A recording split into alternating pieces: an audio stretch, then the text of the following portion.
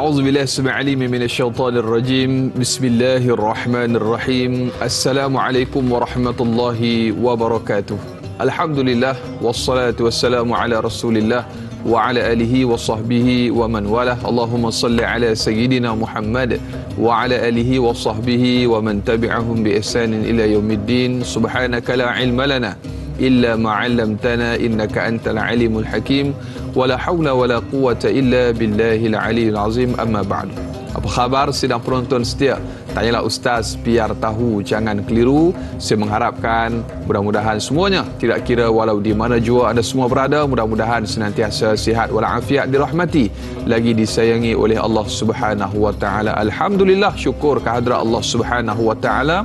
Tanyalah Ustaz pada pagi ini kembali bersiaran bagi edisi Ahad 24 Julai 2022 dan juga bersamaan dengan 24 Zulhijjah 1443 Hijri. Alhamdulillah, syukur kita dibangkitkan kembali oleh Allah Subhanahu wa taala dengan kita mengecapi pelbagai nikmat yang dianugerahkan oleh Allah Subhanahu wa taala. Dan pada pagi ini skripnya kurang lebih sama dengan semalam, cumanya sambungan untuk kita sama-sama dalam tafsir dan tarannum surah Sad ayat yang ke-10 hingga ayat yang ke-12. Kalau semalam kita telah pun menghayati 3 ayat 9 sehingga ayat ke-7 sehingga ayat yang ke-9, dan hari ini 3 lagi ayat yang bakal sama-sama kita tadabbur, kita hayati. Dan masih lagi bersama bintang ilmuwan kita bawakan istimewa, iaitu Al-Fadil Ustaz Ahmad Tirmizi Haji Ali. Assalamualaikum Ustaz. Waalaikumsalam warahmatullahi. Sihat Ustaz? Alhamdulillah sihat. Alhamdulillah. Kembali seperti biasa Ustaz hari ini kita akan sama-sama, cumanya Ustaz mesti para penonton tertanya-tanya apa makamnya kita nak gunakan hari ini, insya-Allah. Baik, kalau semalam Hijaz Ustaz hari ini mungkin bayati kot. Saya teka je lah Ustaz. InsyaAllah. Baik, kita mengalu-alukan Ustaz kepada para penonton yang ingin mengajukan soalan dan juga kemusykilan untuk topik kita, bacaan ataupun tadabbur ayat kita tarannum pada hari ini. Anda boleh hubungi kami menerusi talian yang tertera di kaca TV anda, iaitu talian bebas tol 1-800-88-1677, atau paling mudah tinggalkan soalan anda menerusi ruangan komen di Facebook Tanyalah Ustaz TV3. Jangan lupa bagi yang menonton menerusi FB Live untuk tekan butang kongsi, sama-sama kita bantu sebar luaskan, mudah-mudahan bermanfaat. Tanyalah Ustaz juga bersiaran serentak menerusi TV3 dan TV9. Di TV9 kita lanjutkan lanjutan 30 minit siaran tambahan sehingga jam 8.30 pagi. Jadi terus setia menonton sehingga ke hujung rancangan, insya-Allah. Fadil Ustaz, masih lagi kita menggunakan tafsir pimpinan Ar-Rahman pada pagi ini untuk kita sama-sama menghayati tarannum serta tadabbur untuk surah Sad ayat yang ke-10 sehingga ayat yang ke-12. Fadil Ustaz, saya serahkan, falyatafadhal mashkur. Bismillahirrahmanirrahim. Assalamualaikum warahmatullahi wabarakatuh. Alhamdulillah, wassalatu wassalamu ala Rasulillah wa ala alihi wa sahbihi wa mawalah. Terima kasih kepada sahabat saya Dai Anas, penonton-penonton, sahabat-sahabat yang dikasihi sekalian. Alhamdulillah, syukur pada Allah Subhanahu wa taala. Pada pagi ini kita dapat bertemu sekali lagi dalam Tanyalah Ustaz. Mudah-mudahan kita sentiasa dicerahkan dengan ayat-ayat Al-Quranul Karim, yang sebenarnya ayat Al-Quran inilah yang menjadi pemangkin semangat kepada kita, sebagaimana firman Allah Subhanahu wa taala, hadza basairu lin-nasi wa hudan wa rahmatul liqaumin yuqinun. Al-Quran inilah yang menjadi panduan-panduan yang membuka mata hati manusia, serta menjadi petunjuk dan rahmat bagi kaum, bagi orang-orang yang meyakininya. Alhamdulillah, kita akan sambung pengajian kita daripada surah Sad ayat yang ke-10 hingga 12. Dan maqam ataupun tarannum pada hari ini, semalam kita Hijaz, maka ayat ini pun sambungan daripada ayat semalam, dan kita tengok ayat dari sudut penceritaannya memang serius lah. Ayat serius kerana ini bentuk cabaran, bentuk protes ataupun bantahan kaum Quraisy kepada Allah Subhanahu wa taala terhadap jawatan ataupun pelantikan Nabi sallallahu alaihi wasallam. Jadi serius, maka kita pilih lagu Bayati lah. Bayati dia sesuai pada permulaan, dan dia ada penegasan, walaupun rendah tapi ada penegasan dekat situ. Jadi sama-sama kita cubalah, penonton di rumah mungkin boleh sama-sama ikuti bacaan, insya-Allah.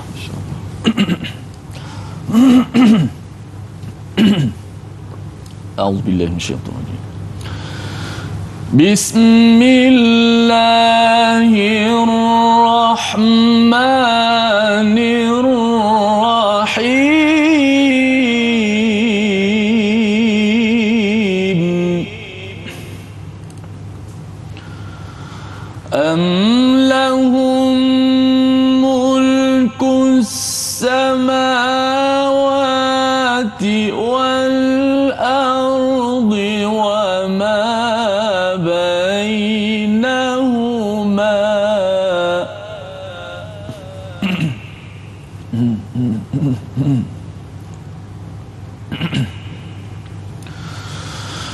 أم لهم ملك السماوات والأرض وما بينهما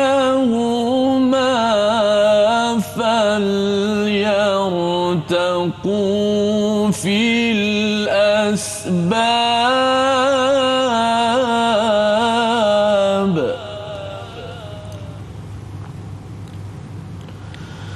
جند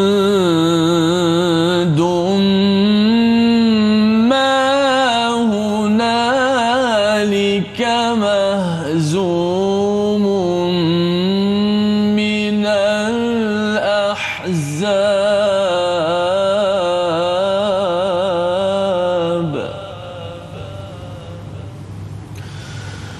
جند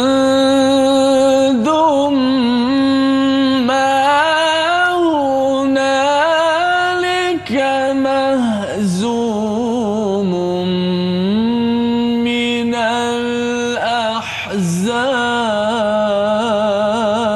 الأحزاب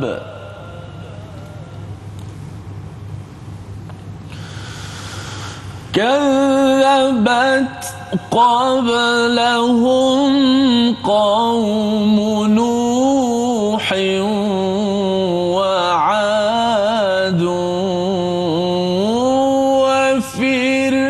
وفرعون ذو الأوتاد كذبت قبلهم قوم نوح وعاد وفرعون ذو الأوتاد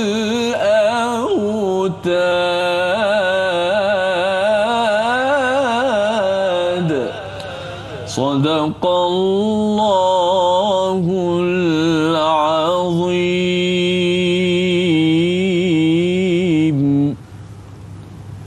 Sadaqallahul Azim. Demikian para penonton, bacaan yang telah pun diperdengarkan oleh Fadil Ustaz Sajid Tamizi untuk surah Sad ayat yang ke-10 sehingga ayat yang ke-12, kesinambungan daripada ayat semalam ayat yang ke-7 sehingga ayat yang ke-9. Dan surah Sad Fadil Ustaz para penonton merupakan surah yang ke-38, letaknya pada juzuk yang ke-23, mempunyai 88 ayat dan merupakan surah Makkiyah. Dan Fadil Ustaz, kita teruskan lagi dengan makna ataupun maksud surah ataupun ayat yang telah pun kita bacakan tadi, Fadil Ustaz. Baik, bismillahirrahmanirrahim. Allahumma salli ala sayyidina Muhammad wa ala ali Muhammad. Penonton-penonton, sahabat-sahabat Al-Quran sekalian, insya-Allah pada hari ini kita akan sambung pada ayat ke-10, 11 dan 12. Dari sudut terjemahan pada ayat yang ke-10, am lahum mulkus samawati wal ard wa ma bainahuma. Allah bertanya lagi, atau adakah mereka menguasai langit dan bumi serta segala yang ada di antara keduanya? Kalaulah ada kekuasaan yang demikian, falyartaqu fil asbab, maka biarlah mereka naik mendaki ke langit menurut jalan-jalan yang membawa mereka ke situ untuk mentadbirkan seluruh alam. Ayat ke-11, jundum ma hunalika mahzumum minal ahzab. Sebenarnya mereka hanyalah satu pasukan tentera daripada kumpulan-kumpulan yang menentang kebenaran, yang pada satu masa yang kelak tetap akan dikalahkan. Ayat yang ke-12, kadzabat qablahum, iaitu sebelum mereka, iaitu kaum Nabi Nuh dan kaum Ad, iaitu kaum Nabi Hud, serta Fir'aun yang mempunyai kerajaan yang kuat telah juga mendustakan Rasul masing-masing. Surahul Azim. Begitulah terjemahan secara harfiahnya ataupun zahirnya ayat ke-10, 11 dan 12 sebelum kita masuk pergi lebih terperinci daripada setiap ayat. Maka ini jelas sambungan daripada ayat semalam, bagaimana kaum Quraisy yang mendustakan Nabi SAW. Mereka melakukan pelbagai, kita kata, hailah makar ataupun tipu daya semata-mata untuk mengingkar akan Nabi sallallahu alaihi wasallam. Sebab itulah kita kata apa, kita jangan jadi seperti Quraisy yang suka membantah. Mereka membantah apa yang Allah Ta'ala tetapkan. Bayangkan kalau kita rasa kadang-kadang kita merasai kita ada akal ataupun kita menjadi orang yang cerdik sehingga kita lupa wahyu. Maka saya teringat kata-kata yang pernah dinukilkan oleh Imam Zahabi dalam Siyar A'lam Nubala. Dia kata la'anallahu zakat bila iman. Allah melaknat kecerdikan tapi tanpa iman. Dia rasa dia cerdik dah, tapi rupanya dia melawan Quran. Dan kita tengok pada hari ini, kalau kita tengok pada realiti yang berlaku pada hari ini, nampak macam cerdik, mungkin dia banyak dapat mengumpulkan harta, tapi jalannya dengan penipuan. Atau macam soalan semalam sebut skamer, ataupun macam-macam lah penipuan atas talian pada hari ini. Nampak macam cerdik, boleh menjana pendapatan, tapi sebenarnya tanpa iman, tidak memikir soal halal dan haram. Dan ayat pada hari ini Allah Subhanahu Wa Taala bertanya kepada mereka, adakah mereka menguasai langit dan bumi ataupun mereka menguasai di antara kedua-duanya? Kalaulah betul sedemikian, naiklah mereka ke langit. Satu disebut sebagai istifham inkari. Maksudnya boleh ke naik ke langit, tapi diguna perkataan itu memang tak boleh pun, memang tak mampu pun. Kalau mampu, silakan naik ke langit, gunalah tangga, ataupun disebut dalam kitab tafsir jalan-jalan nak menuju ke langit. Ada sebahagian menyebut langit yang ke-7, lagilah tak mampu. Kemudian naik ke atas, takbirlah seluruh alam. Turunkan wahyu kepada siapa yang kau kehendaki. Sudah pasti satu perkara yang tidak mampu. So, kenapa kamu nak campur tangan? Seolah-olah beginilah kalau kita kata mungkin kita seorang driver lori besar. Lori besar bukan semua orang boleh bawa. Betul. Kan? Lori yang berapa tan tu panjangnya, dengan lebarnya, dengan beratnya. Lalu orang yang tidak pernah ada bawa lori ataupun tidak ada lesen komplain kat kita, kenapa bawa macam ni? Kan? Kena bawa macam ni, kena bawa macam ni. Lalu kita kata macam ni lah, awak bawa sendirilah lori ni. Awak terror bawa sendirilah, senang. Kan? So memang tak mampu lah nak bawa. Seolah-olah begitulah. Cabaran Ustaz. Kalau kita tidak mampu, kita tidak berkuasa, janganlah kita mencampur aduk ataupun kita campur tangan apa yang dia telah ditetapkan oleh Allah Subhanahu Wa Taala. Maka jelas pengajaran ayat ini, janganlah kita membantah Allah Subhanahu Wa Taala. Apa yang takdir yang telah ditetapkan, kita follow, kita ikut. Takdir ini bukan apa sahaja yang berlaku kepada kita saja, tetapi perintah Allah juga merupakan satu takdir. Maka janganlah kita menentang ataupun melawan apa yang telah ditetapkan oleh Allah Subhanahu Wa Taala selaku pencipta kita. Itulah pada ayat yang ke-10 yang saya nak pasakkan sekali lagi dengan taranum Bayati Kurdi tadi. Tadi saya mula Bayati, tengah-tengah tu entah macam mana masuk Nahwan pula. Sebab lagu Bayati dengan Nahwan Ustaz Anas, dia dekat. Dia punya jalur dia dekat. Kalau bukan tersilap, kalau termasuk sedikit garisan dia terus masuk Nahwan. Jadi mungkin saya seorang yang perasan tadi, tapi mungkin kalau ada sahabat-sahabat qari, Ustaz, ni Nahwan ni tadi Ustaz sebut Bayati, atau memang saya sama ada saya tersilap masuk ataupun termasuk, wallahu alam. Cuma bila kita tukar lagu ni, kadang-kadang dia ada yang tertukar dengan sumbang, bunyi tak sedap, ataupun dia sebut tertukar dengan tak sumbang, ataupun disebut dalam istilah kalau orang belajar taranum disebut wuslah lah, pindah lagu ataupun tarkib dan sebagainya. Okey, saya boleh ada masa ke selepas ni Ustaz, insya-Allah, kerana kita nak berjaya seketika, insya-Allah kita akan sambung selepas ini, sambungan dan juga tadabbur untuk ayat yang berikutnya. Para penonton terus kekal bersama dengan Tanyalah Ustaz. Kita akan kembali selepas ini. Tanyalah Ustaz, biar tahu jangan keliru. Berjaya seketika.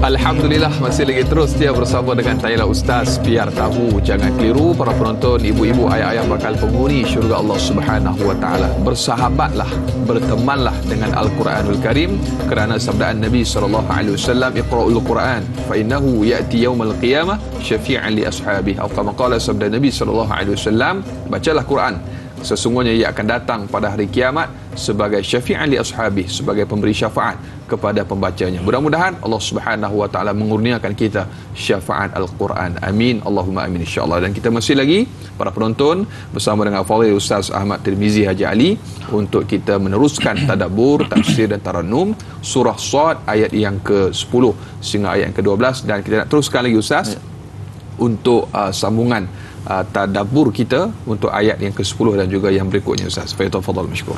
Baik, terima kasih Ustaz Anas. Pada ayat ke-10 tadi kita dah sebut am lahum mulkus samawati wal ard wama bainahuma falyartaqu fil asbab. Kalau kamu menguasai, adakah kamu menguasai kerajaan langit dan bumi serta yang ada keduanya, maka naiklah ke langit untuk kamu menguasai kerajaan langit dan bumi. Sedangkan kita tahu langit dan bumi ini adalah milik Allah sepenuhnya. Walillahi mulkus samawati wal ard wallahu ala kulli syai'in qadir. Dan milik Allah lah kerajaan langit dan bumi, dan Allah Maha berkuasa di atas tiap-tiap sesuatu. Maka jelas dalam ayat ini kita memang manusia yang lemah, kita tidak menguasai. Bayangkan Allah Taala datangkan sesuatu seperti kalau sebelum ni tsunami, gempa bumi, kita dah tak boleh nak buat apa dah.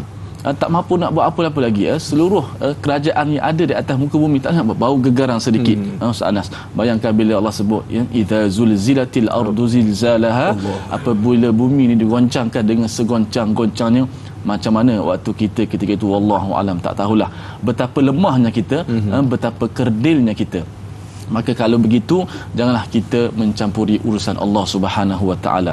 Falyartaqu fil asbab, naiklah kamu ke langit. Asbab ada disebut sebagai tangga, ada yang disebut sebagai jalan menuju ke langit ataupun jalan-jalan langit yang ketujuh dan sebagainya. Maka sudah pasti kita tidak mampu. Kalau tak mampu, seterusnya ayat ke-11, jundum ma hunalika mahzumun minal ahzab.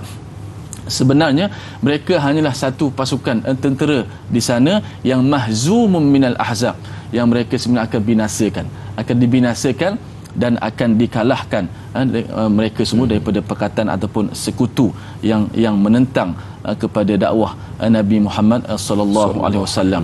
Maka dalam kitab-kitab tafsir yang muktabar menyebut di antaranya telah dibuktikan oleh Allah Subhanahu wa taala selepas itu, antaranya melalui perang Badar lah, yang berlaku selepas daripada peristiwa hijrah tahun kedua hijrah. Mereka dibinasakan oleh Allah Subhanahu wa taala.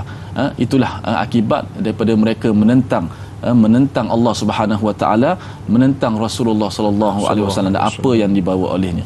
Dan kalau kita lihat pada ayat yang ke-12, kadzabat qablahum qaum nuhin wa 'adun wa fir'aun dzul autad. Dan sebenarnya sebelum daripada mereka, yakni daripada kaum Quraisy itu, telah ada kaum-kaum ataupun umat-umat yang telah diutuskan Nabi dan Rasul kepada mereka, telah mendustakan rasul-rasul sebelum daripada Nabi Muhammad. Kata para ulama, ini juga sebagai salah satu daripada bentuk sedikit hiburan kepada Nabi SAW, yang mana ditekan pada waktu itu, diboikot, bayangkanlah diseksa dan sebagainya, sebagai salah satu bentuk hiburan yang kecil kepada Nabi SAW, nak beritahu engkau Muhammad, walaupun demikian rupa sebenarnya rasul-rasul yang itu pangkat kenabian sebelum daripada engkau wahai Muhammad juga telah diperolokkan ataupun telah diejek-ejek ataupun telah didustakan semua para rasul sebelum daripada itu. Dan akibatnya jelas, antara yang pertama disebut beberapanya pada ayat 12 hari ini dan sambungan pada ayat 13 lah. Cuma kita fokus pada ayat 12 dahulu. Itulah kaum Nabi Nuh, kaum 'Ad dan juga kaum Fir'aun yang diutuskan oleh kepada Nabi Musa dan Nabi Harun, yang mempunyai Dzul Autad, yang mempunyai, kita kata apa, bangunan yang kukuh. Antara maksud 2-3 maksud antaranya mempunyai bangunan yang kuat, yang kukuh, juga sebagai tempat disebut sebagai yu'adzabun nas, sebagai tempat untuk menyeksa manusia. Ini kerajaan Firaun, yang kita kata kerajaan yang di dunianya yang begitu hebat, dengan bangunan yang tinggi, yang kuat lagi kukuh. Dzul Autad, yang mempunyai kerajaan ataupun bangunan yang kuat, juga sebagai salah satu tempat mereka mengazab ataupun menyeksa manusia. Bagaimana mereka telah dibinasakan oleh Allah Subhanahu Wa Taala. Ada gambar sikit Ustaz, kita boleh komen sikit Ustaz. Ini mungkin kaum 'Ad Ustaz mungkin dikurniakan kelebihan yang mungkin tak sama dengan kelebihan yang ada pada umat Nabi Muhammad sallallahu alaihi wasallam. Mungkin Ustaz boleh komen sikit apakah yang telah berlaku kepada mereka Ustaz? Ya, kalau kita lihat pada sini kaum 'Ad, iaitu yang kaum Nabi Hud, yang mereka mempunyai kita kata apa teknologi yang begitu kukuh, yang begitu kuat, tapi oleh kerana mereka membantah, oleh kerana mereka melawan dakwah yang diutuskan kepada mereka, akhirnya berlakulah seperti mana yang disebut dalam Al-Quranul Karim, berbagai bentuk siksaan. Ada yang ditenggelamkan, ada yang satu pekikan ataupun taufan, dan berbagai cara yang Allah Ta'ala kehendaki untuk menghancurkan mereka. Kenapa? Sifat kesombongan ini semua antara lambang-lambang kesombongan mereka. Firaun, kaum 'Ad, dan juga selepas itu disebut kaum Nabi Lut dan sebagainya. Ini kerana apa? Yang terkenal dengan lambang kesombongan mereka, sehingga mereka dihancurkan walaupun kuat macam mana pun. Sebab itulah kalau kita lihat makhluk yang pertamalah, kita kata yang pertama yang sombong ataupun yang menentang Allah, iblis. Mereka apabila Allah Taala takdirkan Adam, ia diciptakan daripada tanah, tapi ia perlu dihormati. Perlu dihormati, Allah Taala takdirkan, tapi iblis cuba menggunakan kepandaiannya, kecerdikannya, dengan mengatakan, takkan nak kena sujud kepada Adam pula. Apabila diperintahkan usjudu li Adam fasajadu illa iblis, kecuali iblis. Dia kata apa? Ana khairum minhu, sedangkan aku lebih baik daripada dia. Khalaqtani min nar, aku diciptakan daripada api, dia diciptakan daripada tanah. Dia cuba menggunakan akalnya. Logik, nampak macam cerdik lah kan, nampak macam cerdik. Rupa-rupanya beliau telah kita kata apa, sifat kesombongan, cerdik itu tidak dipandukan dengan wahyu, akhirnya mereka tersesat. Dia menentang perintah daripada Allah Subhanahu Wa Taala, akhirnya telah menyebutkan diletakkan ataupun termasuklah iblis itu dalam kalangan orang yang takabur, sombong kepada perintah Allah Subhanahu Wa Taala. Jadi aba wastakbar wa kana minal kafirin.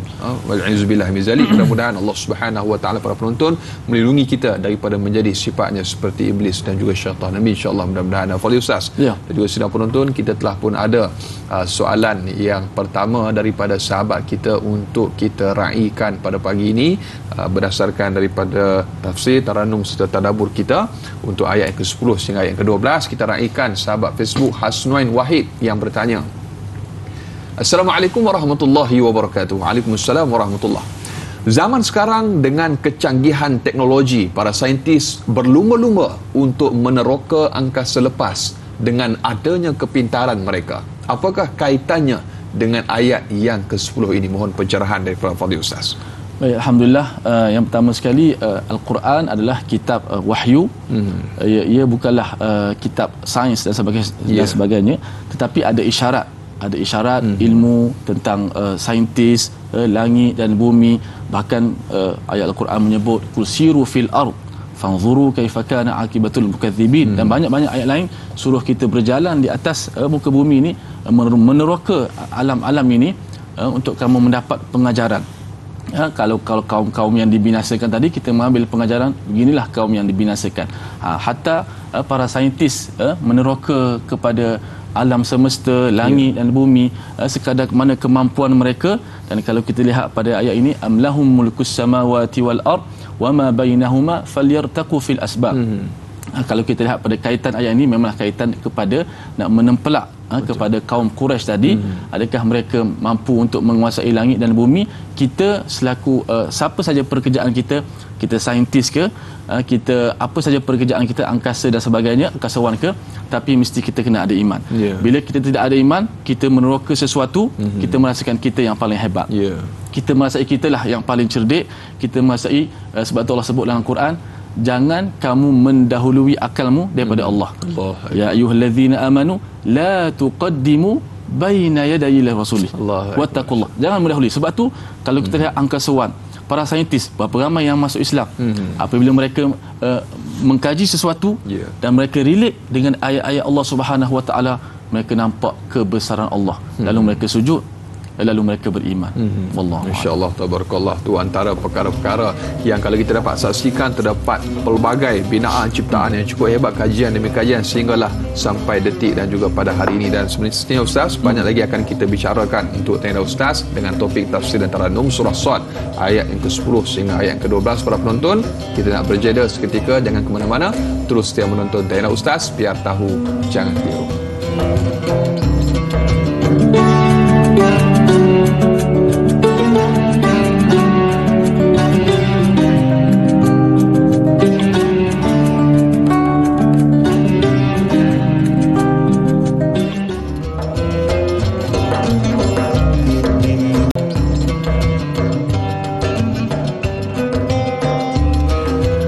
Alhamdulillah, masih lagi terus setia bersama dengan Tanya Ustaz, biar tahu jangan keliru. Para penonton, ibu-ibu, ayah-ayah bakal penghuni syurga Allah Subhanahu wa taala. Amin. Insya-Allah kita masih lagi bersama Fadil Ustaz Ahmad Tirmizi Haji Ali untuk kita meneruskan tafsir taranum serta tadabbur surah Sad ayat yang ke-10 sehingga ayat yang ke-12.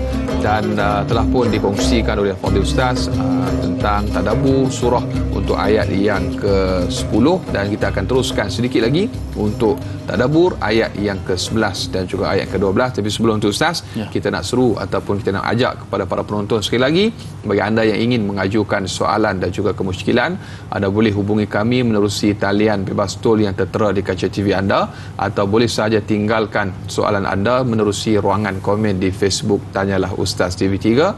Yang menonton menerusi FB Live, jangan lupa untuk tekan butang kongsi, sebar luaskan, mudah-mudahan bermanfaat insya-Allah. Baiklah Ustaz, untuk ayat yang ke-11 dan juga 12 kita nak ikuti apakah yang cuba disampaikan di dalam ayat ini Ustaz Fadil. Silakan. Auzubillahi minasyaitanir rajim.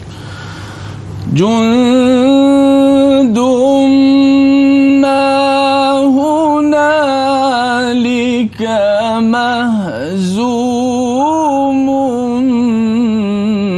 minal ahzab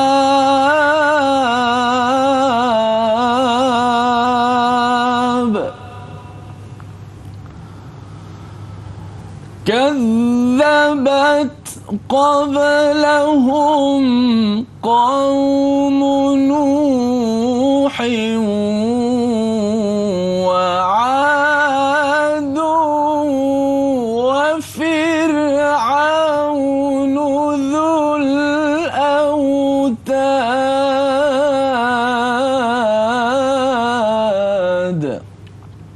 Sadaqallahul azim. Dan sebenarnya mereka adalah satu pasukan tentera di sana yang akan dikalahkan, yang pada satu masa yang akan kelak yang akan akan dikalahkan. Sebelum mereka itu kaum Nabi Nuh dan kaum Ad, yakni kaum Nabi Hud, serta Firaun yang mempunyai kerajaan yang kuat telah juga didustakan rasul masing-masing. Maka Allah Subhanahu wa taala menyebut dalam ayat ke-11 seolah-olah menggambarkan kepada mereka satu pasukan tentera. Walaupun mereka nampak seperti kuat, tapi mereka akan dikalahkan. Dan buktinya dalam perang Badar mereka dikalahkan, dan perang-perang yang berlaku selepas itu. Mereka ingin memadamkan, kita kata mereka ingin memadamkan cahaya Islam, tetapi Allah Subhanahu wa taala tetap menyempurnakan cahayanya.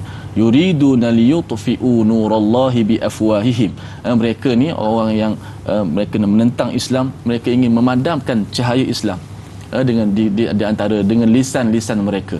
Tetapi Allah tetap menyempurnakan cahayanya walaupun dibenci oleh orang-orang yang kafir. Kemudian wa kadzabat qablahum qaum nuhin. Kalau kita tengok pada Nabi Nuh antaranya yang berdakwah sebanyak 950 tahun dakwah. Setengah riwayat menyebut hanya lebih kurang dalam 80 orang saja yang kita kata apa yang beriman. Sebagaimana ayat Quran, wa ma amana ma'ahu illa qalil, yang beriman bersama dengan mengikut Nabi Nuh hanya sedikit saja. Allah. Riwayat sebut bayangkan 80 orang, 980 tahun berdakwah. Kalau setahun seorang, sekurang-kurangnya 980 dah, 950 dah. Yeah. Kan? Maknanya kita tengok bagaimana dakwah mereka, ujian yang dihadapi oleh mereka semua begitu getir, begitu besar maknanya, tetapi mereka meneruskan perjuangan ini. Moga-moga kita juga menjadi orang yang memperjuangkan agama, memperjuangkan kebenaran Al-Quranul Karim. Kalau kita berada dalam keluarga kita umpamanya, kita perjuangkan keluarga kita masyarakat kita. Kita nak pastikan sudah pasti ahli keluarga kita selamat daripada neraka, selamat daripada azab dan kemurkaan Allah Subhanahu Wa Taala. Seperti kalau kita lihat di akhir-akhir zaman ini, di akhir-akhir ini dengan apa ni, isu-isu yang sangat banyak, seperti isu memperolok-olokkan, mengejek-ngejek, menghina. Dalam Quran sebut dalam surah Al-An'am, walaqad istuhzi'a birusulin min qablika fahaqa bil ladzina sakhiru minhum ma kanu biyastahzi'un. Rupanya memperolok-olokkan agama ni dah berlaku zaman dahulu. Orang sebelum kamu telah melakukan sedemikian dan mereka telah ditimpa azab. Dan di antaranya sebut bagaimana golongan-golongan yang besar, bukan yang kecil, golongan seperti kaum Nuh, kaum 'Ad, Fir'aun, yang kita tahu bagaimana kerajaan yang begitu kuat, yang Allah utuskan Nabi Musa dan Harun berdakwah dengan begitu lembut, dengan bahasa yang begitu indah, tapi mereka tetap melawan, mereka tetap ingkar, dan juga menjadi pengajaran kepada kita lah. Memang apa yang berlaku pada hari ini memang menyebabkan umat Islam pasti akan marah.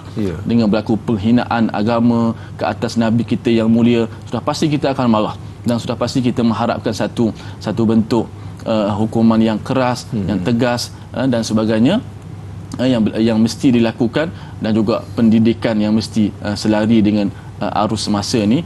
Dan kalau boleh kita kata apa, ada satu pantauan lah di media sosial, SKM dan sebagainya, mungkin kerjasama dengan PDRM untuk sama-sama dapat membanteras gejala yang semakin membimbangkan umat Islam pada hari ini. Masya-Allah, tabarakallah. Dan tadi Ustaz ada menyebutkan jangan semata-mata akal, tetapi mesti berpandukan kepada wahyu Al-Quran, hadis Nabi sallallahu alaihi wasallam. Fadil Ustaz, saya kira itu selesai untuk tadabbur kita untuk ayat yang ke-10 sehingga ayat ke-12. Jadi untuk kita raikan soalan daripada sahabat kita yang berikutnya, iaitu Pak Suli Romli di Facebook yang bertanya, Assalamualaikum warahmatullahi wabarakatuh. Waalaikumsalam warahmatullahi. Soalannya Ustaz, mengapakah Allah Subhanahu wa taala mempelawa orang-orang musyrikin Mekah untuk naik ke langit menggunakan tangga seperti dalam ayat yang ke-10, sedangkan ia tahu makhluk sudah pasti tidak akan mampu sampai ke langit walaupun dengan kapal yang canggih sekalipun, apatah lagi dengan hanya menggunakan tangga. Mohon pencerahan Ustaz. Terima kasih, biar tahu yang keliru. Baik, alhamdulillah, terima kasih kepada Pak Suli Romli yang telah bertanya berkenaan dengan kenapakah Allah Subhanahu Wa Taala mempelawa orang-orang musyrik Mekah untuk naik ke langit menggunakan tangga seperti ayat 10, sedangkan ia tahu makhluk sudah pasti tak akan dapat sampai ke langit walaupun dengan kapal yang canggih sekalipun. Okey. Dalam Al-Quran dia ada uslub-uslub dia lah. Uslub disebut sebagai apa? Istifham, daripada istafhama. Banyak istifham, antaranya disebut istifham al-inkari. Digunakan satu bentuk untuk mencari kebenaran, yang mana ya benar, perkara yang demikian tidak akan berlaku pun, tapi Allah Ta'ala menempelak sebab mereka membantah, sindir. Kalau kamu mampu, kalau kamu rasa kuat sangat, silalah cari tangga, naik ke langit, ataupun kalau canggih hari ini, bahasa hari ini, naik kapal terbang, naik jet apa semua, pergi ke langit untuk kamu mengatur alam ini. Sebab apa? Peristiwanya sudah pasti kaitan dengan ayat sebelum ni lah. Sebelum ni apabila bila Nabi bawa dakwah, Nabi kata mereka menempelak Nabi, adakah kamu nak jadikan Tuhan yang banyaknya satu? Kan pelik tu. Mereka tak terima. Lalu mereka pun tuduhlah kepada Nabi SAW, mereka main peribadi, main isu peribadi, kata Nabi ni tukang sihir, dusta, kalau bercakap sedap kata penyair pula, dan sebagainya lah. Mereka tuduh, ataupun sebagai Ustaz Nasib semalam, character assassination, kan, bunuh karakter. Memang bunuh karakter ni satu benda yang sangat keras, sangat kalau kita kata bahasa kita sangat jahat lah. Bila hujah tu tidak dapat dilawan ataupun diutarakan, dipatahkan, terus tuduh kepada peribadi, memang kesian, memang susah. Dan kita nak defend balik tu bukan satu perkara yang mudah. Orang kata kita gila, kita nak lawan balik, kita nak kata kita tak gila pun susah, diam pun tak kena, moral dah jatuh, dah jatuh moral. Tapi begitulah, Allah beri semangat kepada Nabi SAW. Disebut sebagai apa?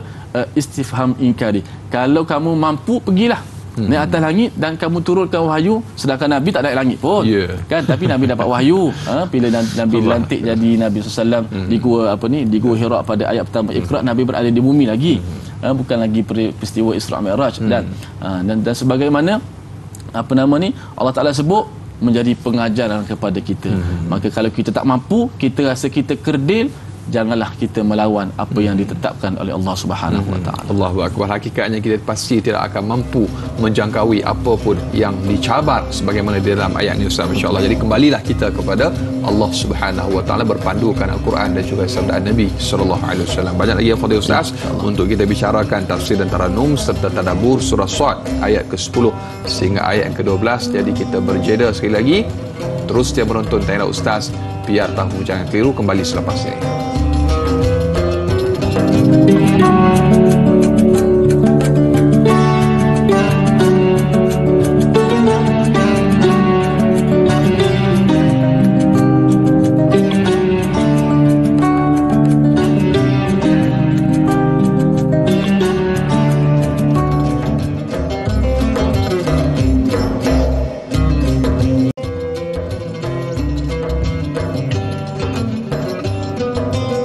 Pohon selasih di tepi perigi indah berseri di waktu pagi. Al-Quran itu mukjizat tertinggi. Marilah sama kita hayati. Para penonton, ibu-ibu, ayah-ayah bakal penghuni syurga Allah Subhanahu Wa Taala. Alhamdulillah, kita masih lagi kembali dalam Tanya Ustaz, biar tahu jangan keliru. Syukur Alhamdulillah kita masih lagi pada ketika ini, detik ini, untuk sama-sama kita menghayati taranum, tafsir dan juga tadabbur untuk surah Sad ayat yang ke-10 sehingga ayat yang ke-12, kesinambungan daripada topik semalam iaitu ayat yang ke-7 sehingga ayat yang ke-9. Jadi para penonton, Alhamdulillah kita masih lagi bersama dengan Fadil Ustaz Ahmad Tirmizi Haji Ali. Dan Fadil Ustaz, kita raikan soalan yang berikutnya daripada sahabat kita di Facebook iaitu Rahimah Saud yang bertanya. Assalamualaikum warahmatullahi wabarakatuh. Waalaikumsalam warahmatullahi.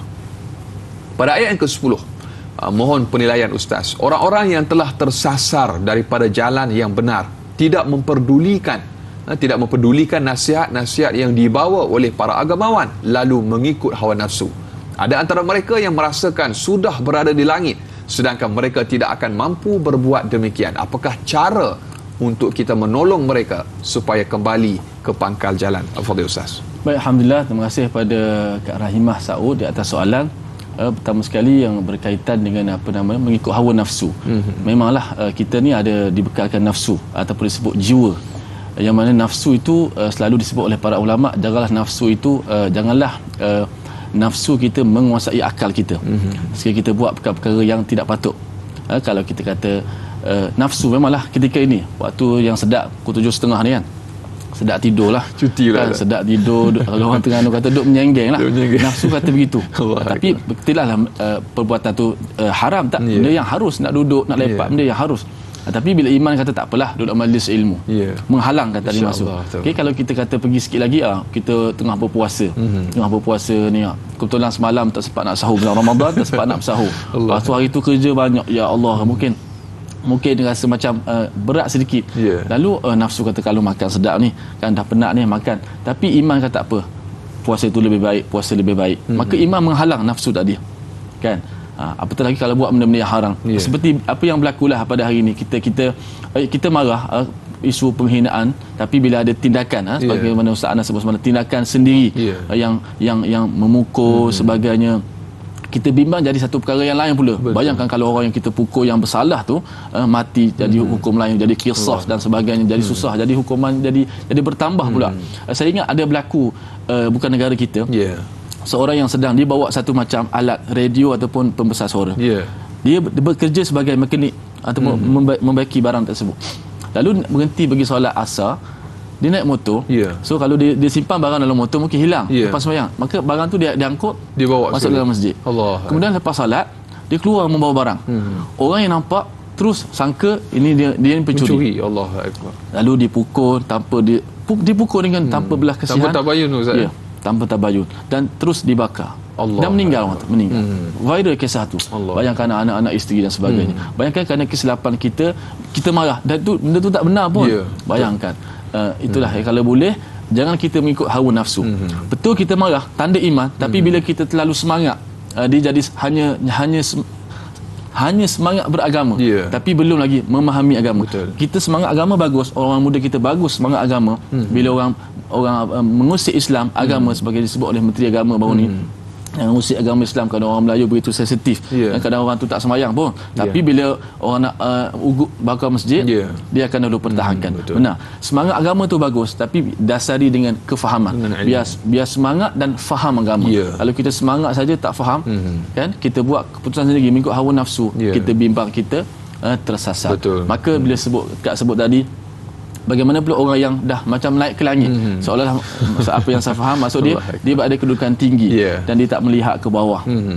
Kalau kita lihat Nabi SAW, Nabi peristiwa Isra Mi'raj, kita kata naik sampai langit, langit ke-7, Sidratil Muntaha, Nabi SAW tinggi kedudukan Rasulullah, tapi Rasulullah tetap turun mengajar ummah, membantu ummah, membantu kita untuk menjadi hamba Allah Subhanahu Wa Taala, sehingga kita faham nak sampai kepada Allah bukan perlu jadi Nabi. Nabi dah tak ada dah, last Nabi Muhammad, tapi perlu jadi hamba Allah. Betul, insya-Allah, tabarakallah. Jadi hamba Allah yang sebenar-benarnya, bertakwa kepada Allah Subhanahu Wa Taala. Dan di talian Ustaz, ketika ini untuk kita raikan sahabat pemanggil kita. Halo, Assalamualaikum. Waalaikumsalam warahmatullahi wabarakatuh. Dai Anas dan Ustaz Ahmad Tarmizi Haji Ali. Saya Umar Abdul Majid dari Perda Cini Timur 3, Pekan Pahang. Assalamualaikum Ustaz dan Dai. Waalaikumsalam warahmatullahi wabarakatuh. Soalan saya begini Ustaz, dalam ayat yang ke-10 surah Sad tadi, Ustaz dah jelaskan semua apa makna ayat yang ke-10 itu. Soalan saya Ustaz, apakah sebenarnya hikmah ataupun cabaran Allah Subhanahu Wa Taala kepada semua umat Islam, bahawa ia mencabar untuk naik ke langit? Apakah hikmah di sebalik cabaran ini?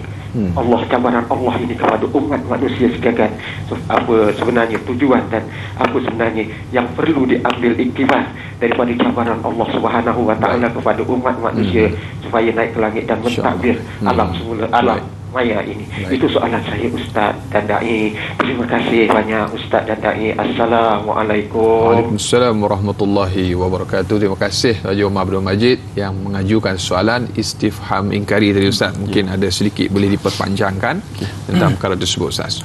Okey, bila kita sebut tentang satu cabaran ataupun tempelak, Allah Ta'ala tanya lagi kepada orang yang sentiasa mencari alasan. Cari alasan, mereka guna kiasan, mereka guna kalau iblis itu mereka guna kiasan. Guna kiasan, aku lebih baik, takkan aku nak pergi menghormati Adam pula. Mereka guna kecerdikan, tapi mereka tak tahu akan hakikat sebenar. Seperti mana kalau kita lihat iblis, mereka katakan aku daripada api, lebih baik, sedangkan Adam tanah. Tapi bila dikaji, sebenarnya kalau nak tengok kemanfaat tanah dan api, sudah pasti tanah yang memang diduduki oleh manusia.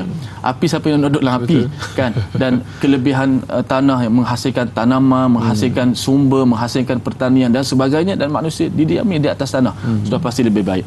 Dan Allah Subhanahu Wa Taala selaku pencipta kita, Allah sudah pasti tahu apa yang kita perlukan dan apa yang lebih baik kepada kita semua. Maka janganlah kita mencari alasan demi alasan untuk kita nak mengelak.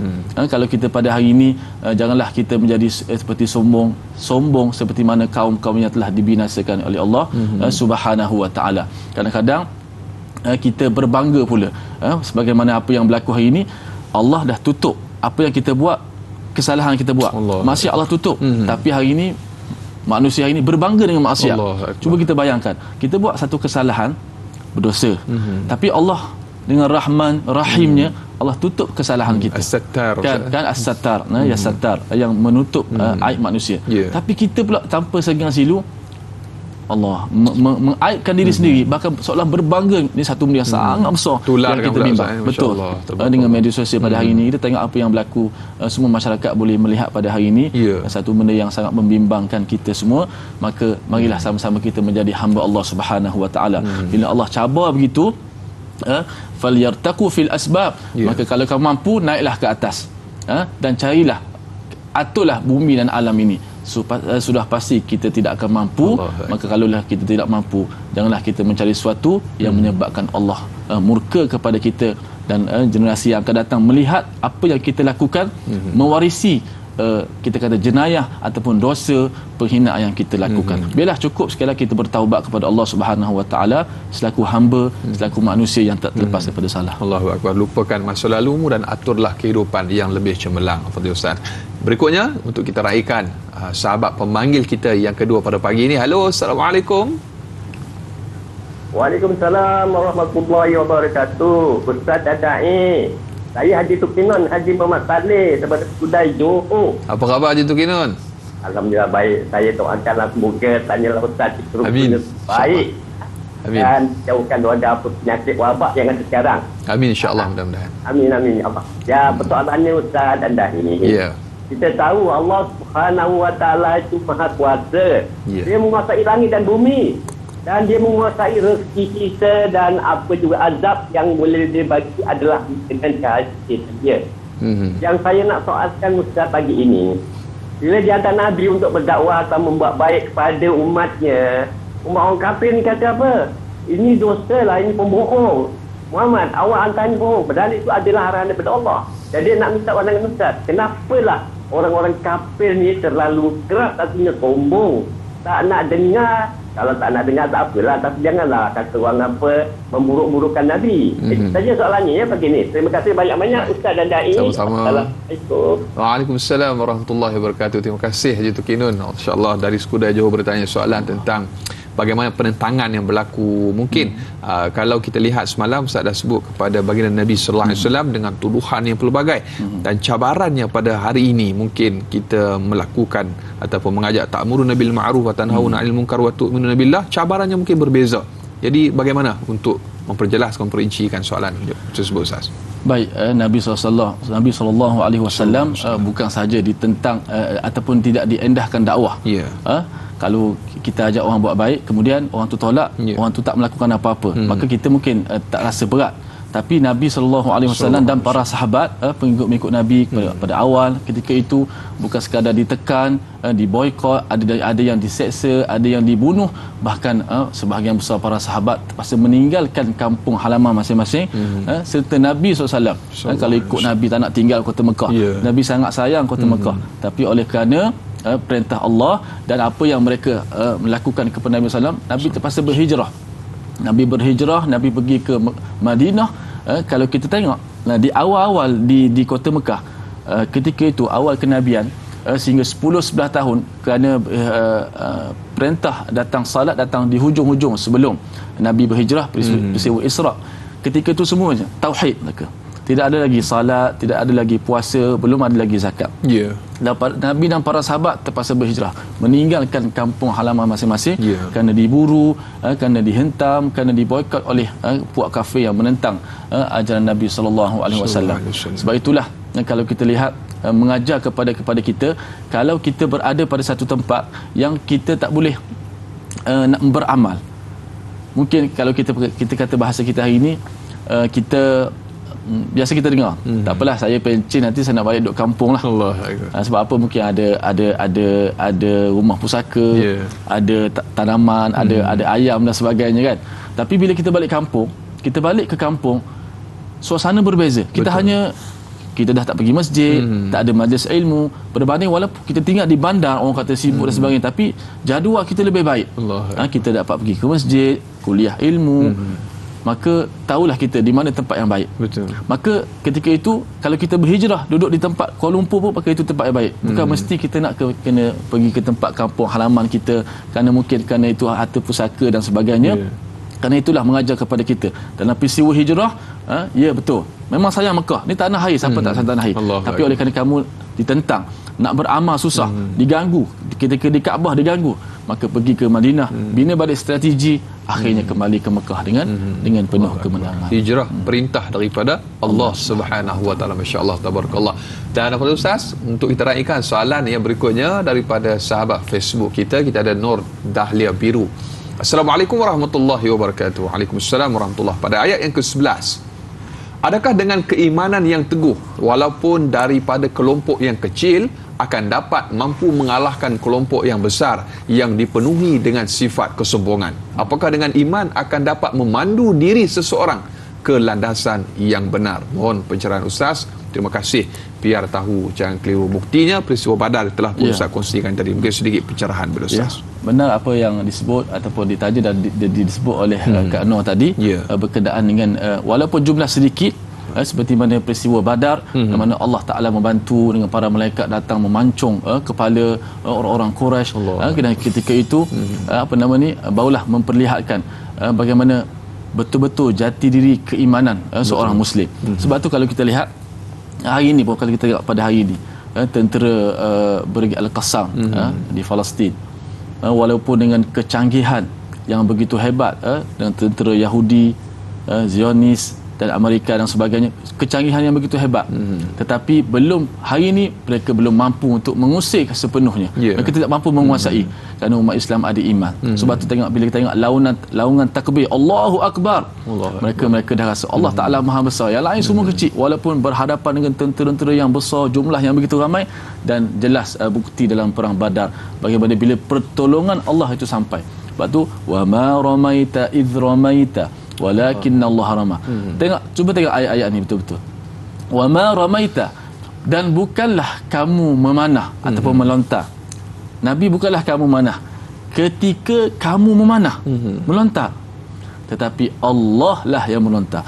Sedangkan perbuatan Nabi yang melontar, Nabi yang memanah. Tapi Allah kata, dan bukanlah kamu yang memanah ketika kamu sedang manah, tapi Allah lah. Bayangkan kalau Allah yang memanah untuk kita, bila pertolongan Allah itu sampai, wa man nasru illa min indillah, tidak adalah kemenangan kecuali di sisi Allah Subhanahu wa taala. Maka benar soalan tadi, maka imanlah yang menjadi kekuatan kita. InsyaAllah, tabarakallah. Mudah-mudahan terjawab soalan sahabat kita bertanya. Dan berikutnya Ustaz, kita ada Encik Ismail Mak Isa dari Sungai Buloh yang telah pun menanti di talian pada pagi ini. Halo, Assalamualaikum.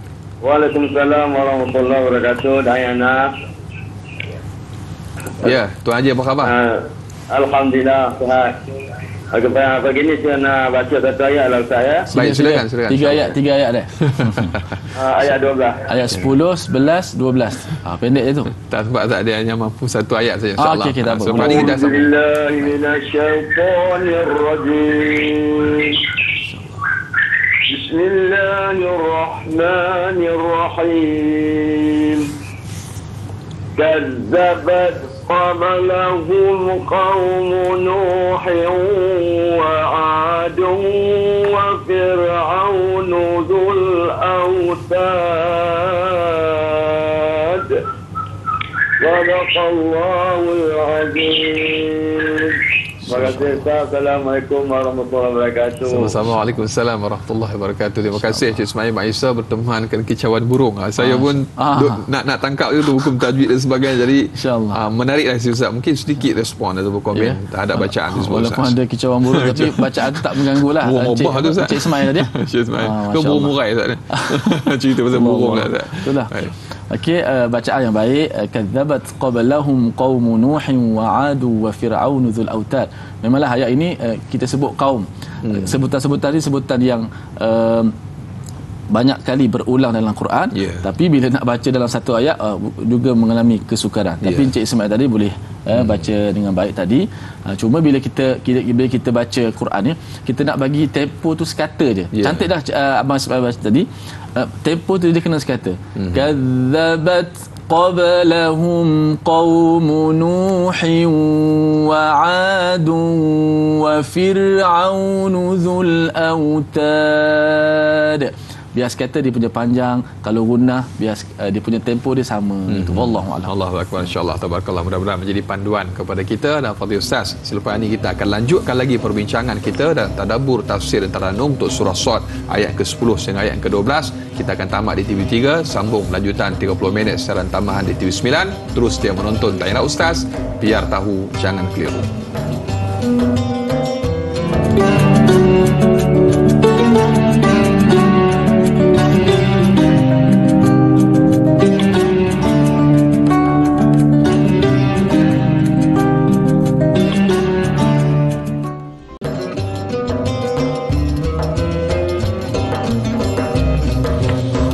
Alhamdulillah, masih lagi terus setia bersama dengan Tanya Ustaz, biar tahu jangan keliru. Lanjutan 30 minit siaran tambahan di TV9.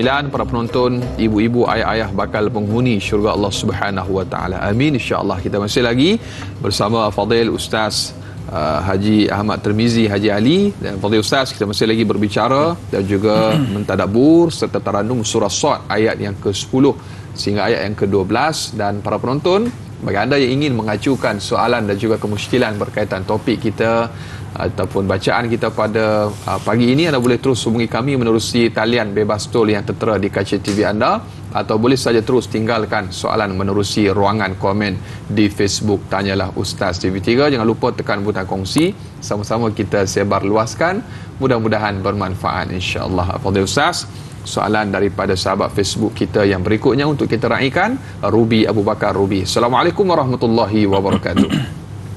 Pada ayat yang ke-11, mereka itu kelompok besar bala tentera yang berada di sana yang akan dikalahkan. Soalannya, siapakah mereka itu yang dimaksudkan di dalam ayat ini? Mohon pencerahan daripada Fadil Ustaz. Baik, alhamdulillah, terima kasih kepada Kak Ruby di atas soalan. Kelompok besar bala tentera yang berada di sana yang dikalahkan, siapakah mereka itu yang dimaksudkan? Kalau kita melihat dalam kitab tafsir yang muktabar menyebut mereka adalah satu pasukan jundum ma hunalika. Mereka sebenarnya hanyalah satu pasukan tentera daripada kumpulan yang akan dikalahkan, yang akan dibinasa, mahzumun minal ahzab, yang kita kata pakatan yang menyekutu, yang menentang dakwah Nabi ketika itu, dan mereka akan dikalahkan, dan ia telah dibuktikan oleh Allah Subhanahu Wa Taala. Dan dalam para ulama tafsir menyebut, ialah dalam tafsir At-Tabari umpamanya menyebut tentang peristiwa Badar yang berlaku, itulah telah dibuktikan oleh Allah Subhanahu Wa Taala, iaitu pasukan itu dibinasakan. Dan dalam peperangan tersebut, antara yang meninggal, antara yang mati, yang tewas, kita kata sampai ke muncak permusuhan bersama dengan Nabi, itulah Abu Jahal. Abu Jahal yang memang meniup semangat kaum kafir Quraisy untuk menentang kepada Nabi SAW sehingga Nabi berhijrah dan sebagainya. Kemudian pada tahun kedua hijrah dalam perang Badar, umat Islam menang dalam perang Badar ketika itu, dan kafir Quraisy itulah yang dimaksudkan dalam ayat yang ke-11 ini, dan juga disebut oleh para ulama, dan juga peperangan yang lain selepas itu. Wallahu a'lam. Insya-Allah, tabarakallah, mudah-mudahan terjawab soalan sahabat kita yang bertanya. Dan berikutnya Fadil Ustaz di talian pada ketika ini untuk kita raikan pemanggil yang berikutnya. Halo, assalamualaikum. Waalaikumsalam, Dai Anas, Kak Yat sini, Hayati Ismail dari Rawang. Ya, silakan Kak Yat, insya-Allah. Terima kasih, Dai. Assalamualaikum Ustaz. Waalaikumsalam warahmatullahi. Sekarang Ustaz, ramai di kalangan kita apabila membuat kesilapan ditegur oleh Ustaz atau kita sendiri yang ada ilmu sedikit Ustaz. Masalah mereka membantah tanpa ilmu Ustaz. Malah mereka meminta dalil dan ada berlaku khilaf. Jadi Kak Yat nak minta pendapat Ustaz bagaimana untuk kita berdepan dengan situasi macam tu. Dan lagi satu, Kak Yat nak minta Ustaz kongsi sikit tentang makrashta. Kak Yat faham tapi mungkin Kak Yat pun ada buat silap. Jadi minta bantuan Ustaz. Terima kasih Ustaz. Assalamualaikum. Waalaikumsalam warahmatullahi wabarakatuh. Terima kasih Kak Ayat dari Rawang yang bertanya. Soalan kedua ni yang saya faham Ustaz, iaitu dari sudut makhraj huruf lah Ustaz, sifat huruf dan sebagainya, tempat keluar huruf. Dan soalan yang pertama tadi, kalau boleh Ustaz respon sedikit tentang bagaimana polemik yang berlaku dan sebagainya. Kadang-kadang nasihat tu memang sakit untuk diterima, tetapi itulah hakikatnya kebenaran yang perlu diceritakan. Qulul haqq walau kana murrah. Ceritakan yang benar walaupun pahit Ustaz. Mungkin sedikit respon pada Ustaz. Benar. Yang pertama sekali itu nasihat. Itu sangat penting. Ad-dinun nasihah. Agama itu nasihat, dan hebatnya Abu Bakar As-Siddiq kerana sentiasa memberi nasihat kepada sesiapa saja. Maka memang memberi nasihat itu mungkin nampak mudah, tetapi nak menerima nasihat itu bukan susah. Saya teringat pada sahabat yang bernama Ibnu Umar. Ibnu Umar bila orang datang beri nasihat kepada dia, dia akan berterima kasih kepada orang tu, seolah-olah orang tu beri hadiah kepada dia. Seolah orang memberitahu satu kelemahan yang ada pada dia untuk dibaiki. Memang mudah, memang sukar untuk kita menerima, tetapi sebenarnya inilah sifat yang baik untuk kita menerima nasihat, kerana nasihat ini satu perkara yang sangat-sangat penting dalam agama kita. Bahkan kita orang yang tersesat jalan pun, kita menunjukkan jalan kepada itu pun mendapat pahala. Apatah lagi kalaulah kita nasihat kepada seorang untuk kembali ke pangkal jalan. Kita nasihat seorang tu untuk meninggalkan perkara yang salah kepada perkara yang baik. Mungkin apa yang kita lakukan sebelum ni rupanya kita tak sedar. Oh, rupanya aku salah, rupanya aku ambil air sembahyang rupanya tak betul. Ingat dah betul. Datang orang tegur kita, Allah, sepatutnya kita kena rasa bersyukur sangat masih ada orang nak menasihati kita. Cuma dia berbezalah dengan mencari kesalahan. Ada orang tu macam tu, dia niat cari kesalahan. Dia datang ke masjid bukan mencari kesalahan. Nampak salah sikit, imam salah, terus ditegur. Tapi berbeza dengan kita, memang Allah Ta'ala nak lihatkan kita satu kemungkaran, kesalahan untuk kita nasihat. Maka pertama sekali ialah cara menasihat tu kena kita kata apa, biar ada method dia. Method dia. Maknanya gini, nasihat tu mesti perlu nasihat, wajib nasihat tu. Tapi cara tu terpulang lah. Tapi yang penting mesti sampaikan. Kalau salah kita kata salah, kalau betul kata betul. Tapi cara tu kalau kita dapat kreatifkan cara, kan, kebijaksanaan tu lebih baiklah. Mana kita panggil dan sebagainya untuk mengelakkan aib dan sebagainya. Wallahu a'lam. Dan makhraj Ustaz, soalan yang kedua. Okey, makhraj saya dengar makhraj ta. Makhraj ta, kalau dalam ayat yang ke-12, kadzabat qablahum, huruf ta ni makhraj dia gini, dia berbeza dengan huruf tha, berbeza dengan huruf ha. Kalau huruf ha, ataupun kita sebut ha pedas lah, sahabat saya sebut ha spicy. Spicy. Suara dan nafas dilepaskan. Suara kita dengar, lepas suara tu, nafas pun dilepaskan. Jadi sekaligus, senang. Juga seperti huruf fa, af, shin, ash. Okey. Ada pun huruf ta dibeza sikit. Suara tertahan, nafas yang lepas, udara yang lepas. Suara dia tertahan pada makhraj. Katakan hujung lidah ni, makhraj ta, hujung lidah terkena ke belakang gigi atas.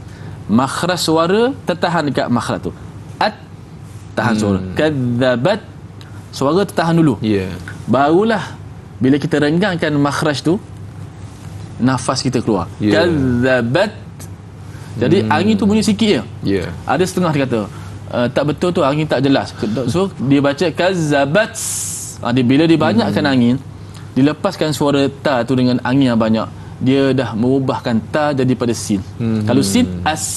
So kalau kita baca laha ma kasabat, sama angin sin. So huruf ta ni hati-hati, stopkan ataupun tahankan nafas pada makhraj. Maksudnya bila tahan tu, suara kita berhenti. At, lepas tu baru keluar dia angin sikit. At. Tapi jangan lambat macam tu. Saya buat agak perlahan tu supaya nak nampak faham sikitlah. Kadzabat qablahum, gitu. Insya-Allah, tabarakallah. Mudah-mudahan jelas kepada kita, dan untuk lebih jelas kena join kelas lah Ustaz. Insya-Allah, tabarakallah. Mudah-mudahan Allah Subhanahu Wa Taala beri kekuatan pada kita untuk kita belajar dan terus belajar, insya-Allah. Dan berikutnya Ustaz, kita raikan lagi soalan daripada sahabat Facebook kita.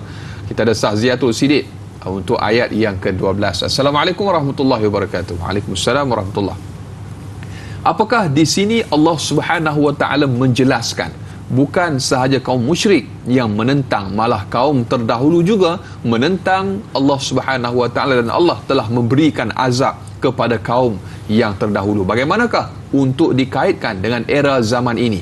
Adakah mereka mencabar? Adakala mereka mencabar kekuasaan Allah Subhanahu Wa Taala, namun disebabkan kita sebagai umat Nabi Muhammad sallallahu alaihi wasallam, Allah Subhanahu Wa Taala menangguhkan azab agar kembali kita kepada Allah Subhanahu Wa Taala bertaubat. Mohon pandangan Ustaz. Baik, pertama sekali dalam Al-Quran banyak ada kisah, ada sejarah umat-umat yang terdahulu. Dalam banyak kisah Allah pilih seperti mana yang ada dalam Quran pada hari ini sebagai kisah untuk kita belajar. Pertama sekali, bila kisah tu datang daripada Allah, sejarah tu datang daripada Allah, umat-umat yang terdahulu datang, Allah pilih dalam banyak-banyak kisah, Allah pilih kisah ni untuk dimuatkan dalam Quran. Sudah pasti benda itu sangat penting kepada kita untuk mengambil pengajaran dan pelajaran. So kalau kita sebut kita belajar daripada umat-umat yang terdahulu, seperti mana disebut dalam ayat ke-12, yang telah dibinasakan oleh Allah Subhanahu Wa Taala disebabkan kedegilan, keingkaran mereka, sehingga kesombongan, sehingga sanggup mengaku sebagai Tuhan. Kesombongan Fir'aun sanggup mengaku sebagai Tuhan. Ana rabbukumul a'la, akulah Tuhan kamu yang maha tinggi. Maka kita mengambil pengajaran daripada kisah ini. Jangan kita mengatakan sebagaimana soalan tadi, tak apalah, kita umat Muhammad ditangguhkan azab. Buat apa pun tak ada apa. Allahu Akbar. Takkanlah kita nak tunggu bala, nak tunggu azab. Tengok pada hari ini yang berlaku. Tengok COVID-19 bagaimana kita kata lumpuhnya dalam segenap perkara, dengan ekonomi, dengan pekerjaannya, dengan sara hidup dan sebagainya. Baru sedikit Allah Ta'ala beri kepada kita. Kalau kita lupa juga, kita tak berubah juga, jangan jadi seperti umat terdahulu. Mukjizat depan mata dah nak tengok unta umpamanya keluar daripada batu, tengok dah, tapi lawan juga. Kan, tengok Nabi Musa, tongkat dengan mukjizat, lawan juga. Kita ada Al-Quran sebagai mukjizat kita pada hari ini, yang walaupun Rasulullah dah wafat, Al-Quran kekal ada di sisi kita pada hari ini. Maka janganlah kita menjadi umat yang terdahulu, kerana kita bimbang bila kemurkaan Allah Ta'ala datang, azab kalau datang, bala kalau datang, banjir, tsunami, COVID-19, selepas ini kita tak tahu apa lagi berlaku. Diberitakan pula ada pula monkeypox. Ya, ada pula virus yang terbaru. Kita bimbang. Kita tak mampu. COVID-19 mana ada orang pernah bayang. Betul. Tak boleh pergi masjid. Sehingga ada orang kata saya tak tahu dah, saya tak reti dah nak derma macam mana. Tak, seolah macam bagi dia pintu kebaikan dah tutup dah. Dia rasa macam tak biasalah. Walaupun tetap pintu kebaikan tetap masih ada, tetap masih terbuka dengan secara online dan sebagainya, tapi begitulah kita bimbang bila datangnya kemurkaan daripada Allah Subhanahu Wa Taala. Wallahu a'lam. Semoga Allah Subhanahu Wa Taala melindungi kita daripada bala bencana, musibah, azab dan sebagainya, Ustaz. Dan berikutnya kita ada pemanggil di talian, Siti Rohani. Hello, Assalamualaikum. Waalaikumsalam warahmatullahi wabarakatuh. Apa khabar Puan Siti Rohani? Alhamdulillah sihat pagi ni. Ya. Assalamualaikum Ustaz dan Da'i. Assalamualaikum warahmatullahi wabarakatuh. Saya ingin bertanya tentang umat Islam yang menghina Nabi, menghina agama Islam ni lah. Saya rasa tak rela jugalah. Semoga dia bertaubat segera ya. Ini soalan saya begini. Kalau umat Islam, orang yang menghina Islam ni, menghina Nabi, dia telah meninggal. Apakah boleh umat Islam mengurus dia, memandikan, sembahyangkan ke bumi di perkuburan Islam, sedangkan dalam alam kubur mereka akan soal dia, siapa agamamu, siapa nabimu, apa kitabmu, dan seterusnya. Apakah macam mana dengan diri dia tu yang telah menghina Islam? Itu aja soalan saya, Ustaz. Assalamualaikum warahmatullahi wabarakatuh. Waalaikumsalam warahmatullahi wabarakatuh. Terima kasih Puan Siti yang bertanya soalan berkenaan dengan ancaman, balasan yang dijanjikan terhadap mereka yang menentang Allah, kemudian mereka yang menghina Islam dan sebagainya, dan bagaimana pula tanggungjawab kita seandainya orang tersebut meninggal, apakah kita dibolehkan, mungkin tu sedikit tentang hukum lah Ustaz. Baik. Bila sebut tentang penghinaan kepada agama ni Ustaz, kepada Islam, insya-Allah untuk makluman para penonton setia Tanyalah Ustaz, kita di Tanyalah Ustaz akan membawakan kepada anda para penonton pada 1 hari bulan Ogos ini tajuk ataupun diskusi membicarakan tentang isu penghinaan terhadap Islam. Jadi para penonton terus kekal menonton Tanyalah Ustaz pada 1 hari bulan Ogos nanti. Kita akan bawakan bintang ilmuwan bersama dengan moderator membicarakan topik tersebut. Dan pada Ustaz sedikit respon kepada soalan yang diajukan tadi Ustaz.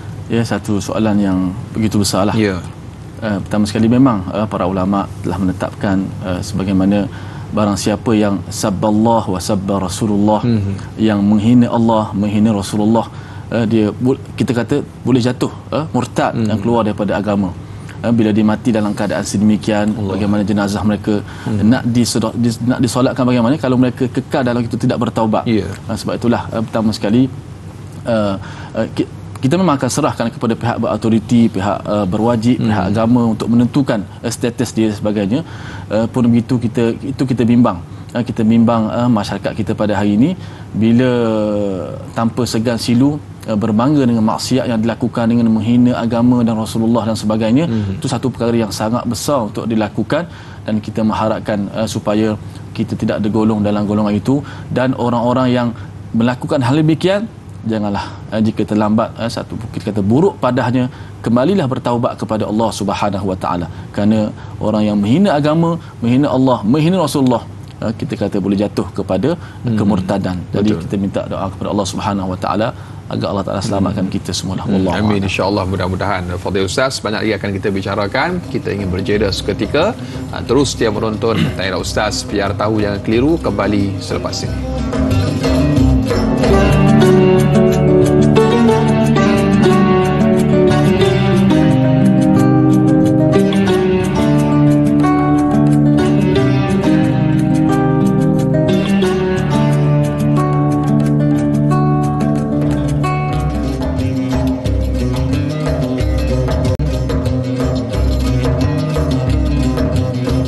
Saudara sedang penonton, daripada Sayyidina Abdullah bin Umar radhiyallahu taala anhu meriwayatkan bahawa Rasulullah sallallahu alaihi wasallam bersabda, sesungguhnya hati-hati ini akan berkarat sebagaimana besi berkarat apabila terkena air.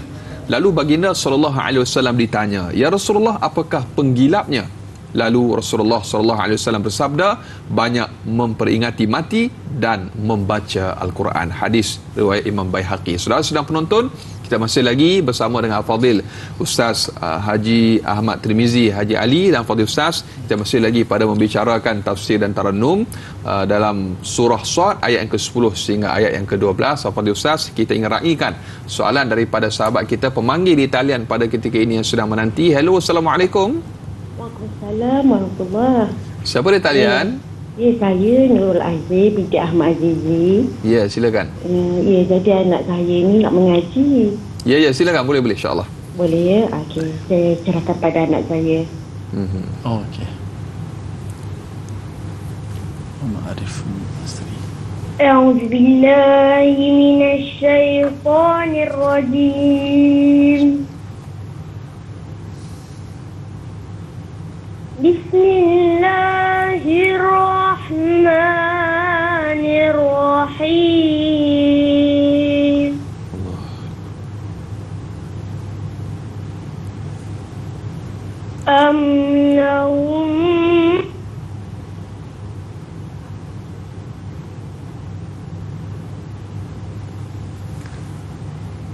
Hello, Assalamualaikum. Hello.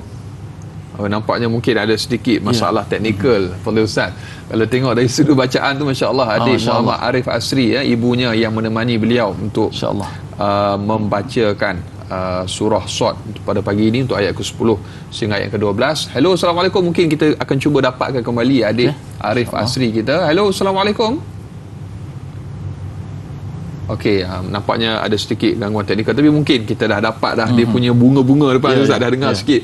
Kalau dari sudut tarik tu Bismillahirrahmanirrahim, ada gaya tu, mungkin sedikit respon daripada Ustaz ataupun teguran, mungkin ada perkara yang perlu diperbaiki sikit Ustaz. Ya, nampak tu memang lagu Bayati lah. Nampak macam dia baca tu tenang, perlahan, slow. Di antara masuk bacaan tartil tu, bacaan tu satu-satu, tidak gupuh. Bacaan yang tenang, bacaan yang kita dengar tu boleh menyebutkan huruf tu satu kalimah ke satu kalimah. Sebab tu antara tokoh seperti Syekh Mahmud Khalil Al-Husari, hebat Syekh ni bila dia baca Quran, dia seolah-olah macam menterjemahkan ayat Quran. Kalau kita belajar sikit bahasa Arab, makna-makna, bila dengar Syekh Mahmud Khalil Al-Husari baca, seolah-olah dia macam menafsirkan perkataan tu kita. Sebab tu orang Arab bila dengar bacaan Al-Quran daripada qari-qari yang muktabar ni, dia merasai cukup sebab seolah-olah macam masuk ke jiwa. Ya, masya-Allah. Ustaz, kita ada adik Arif tadi Ustaz. Insya-Allah kita dah dapat sambung kembali talian kepada beliau. Hello, Assalamualaikum. Waalaikumsalam warahmatullahi. Ya, Mak Ustaz. Ya, tak apa. Silakan dengan bacaannya insya-Allah. Kita sambung, terima kasih banyak. Baik, sama insya-Allah. Sila. أعوذ بالله من الشيطان الرجيم. بسم الله الرحمن الرحيم.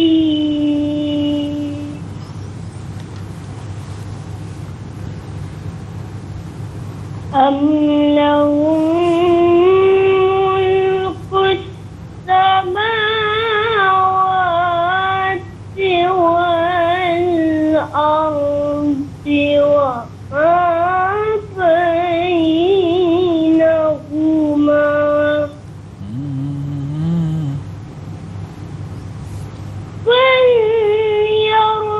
فليرتقوا في الأسباب.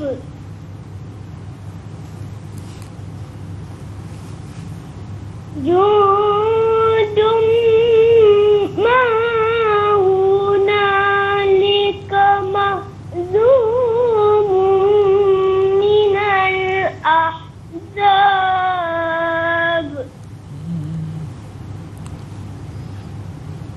كذبت قبلهم قوم نوح وعاد وفرعون ذو الأوتاد.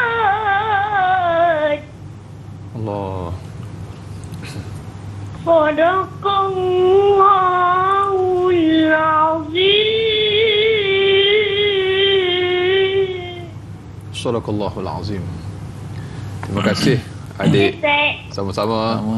Assalamualaikum. Terima kasih Muhammad Arif Asri ya. 11 tahun Ustaz usianya, masya-Allah, tabarakallah. Bagaimana mungkin sedikit komen Ustaz bacaan beliau? Alhamdulillah kepada adik Arif Ya. satu bacaan yang sangat baik. Maknanya dia boleh baca perlahan macam tu, nafas dia pun panjang lah. 11 tahun pun nafas boleh panjang. Setara tu kira tinggi, kira Kemah hebat lah tu. kemah tu.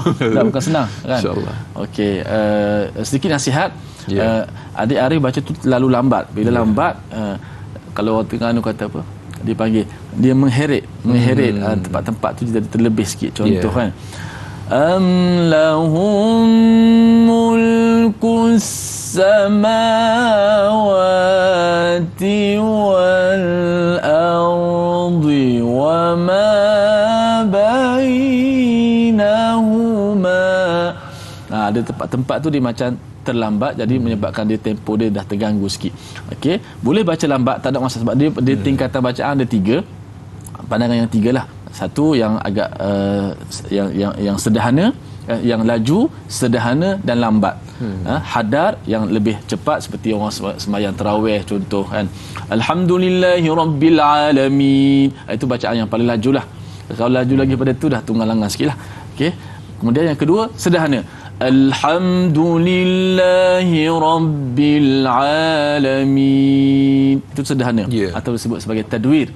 Yang ketiga kita kata sebagai tahqiq. Ini paling lambat. Alhamdulillahi Rabbil Alamin.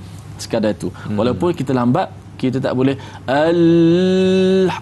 dia dah mula dah tu. Jadi boleh dikekalkan, cuma bergantung kepada sebutan-sebutan tadi.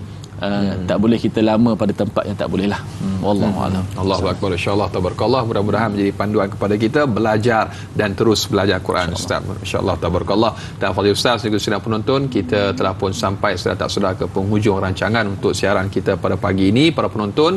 Jadi sebagaimana biasa, esok kita akan kembali dengan jam dan juga waktu yang sama dengan topik yang lebih menarik, iaitu bersama dengan moderator Da'i Luqman dan juga panel Fadil Ustaz Profesor Maria Dr. Muhammad Suki Osman dengan topik akhlak, sihir, amalan syaitan. Jam dan juga waktu yang sama semestinya dalam Tanyalah Ustaz, biar tahu jangan keliru. Terima kasih sekali lagi diucapkan kepada Fadil Ustaz Ahmad Tirmizi Haji Ali. Semoga apa yang kita dengar dapat kita sama-sama amalkan dan juga sampaikan. Semoga Allah memanjangkan usia Ustaz dalam ketaatan kepada Allah Subhanahu Wa Taala, ditambahkan ilmu pengetahuan, barakah, afiah, keselamatan, kesejahteraan dunia dan juga akhirat, insya-Allah. Para penonton, jangan mencari yang sempurna, sempurnakanlah apa yang ada. Jadi insya-Allah sehingga berjumpa lagi. Sekian. Assalamualaikum warahmatullahi wabarakatuh. Kita tangguh dengan kafaratul majlis dan suratul asr. Subhanakallahumma wabihamdika asyhadu an la ilaha illa anta astaghfiruka wa atubu ilaik. Bismillahirrahmanirrahim. Wal 'asr innal insana lafi khusr illa allazina amanu wa 'amilus solihat wa tawasaw bil haqq wa tawasaw bis sabr wa'fu minkum. Masih